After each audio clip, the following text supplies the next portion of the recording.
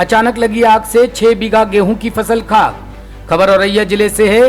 अयाना थाना क्षेत्र के अंतर्गत गुरुवार की दोपहर अचानक से गेहूं के खेत में आग लग गई। देखते ही देखते आग ने विकराल रूप ले लिया। तब तक ग्रामीण मौके पर पहुंचते और फायर ब्रिगेड को जानकारी देते, तब तक आग ने आसपास के खेतों की खड़ी फसल को भी अपनी चपेट में ले लिया।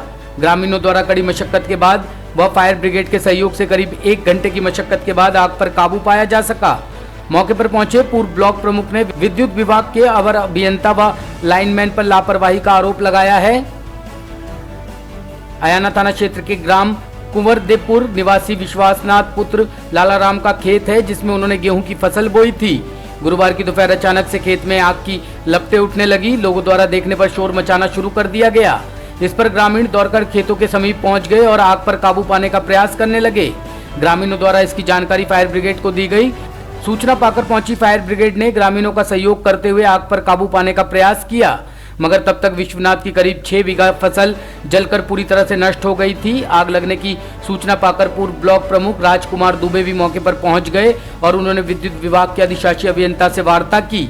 उन्होंने कहा कि जिस दौरान खेत में आग लगी हुई थी, तब अवर अभियंता व लाइनमैन गाँव में विद्युत चेकिंग कर रहे थे। आग लगने के उपरांत जब ग्रामीण खेतों की ओर दौड़ पड़े तो लाइनमैन व जेई गांव से मौका पाकर भाग निकले।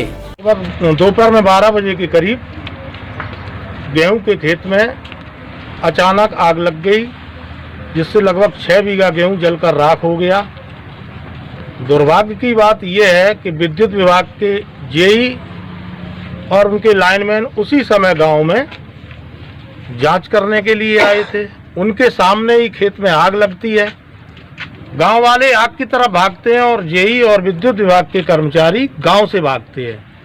बड़ा ही शर्म का विषय है विद्युत विभाग के लिए कि उनके कर्मचारी गांव में आग लगती है तो उनकी मदद करने के बजाय वहां से भागने का काम करते हैं। उसमें लगभग 6 बीघा खेत पूरा जलकर राख हो गया।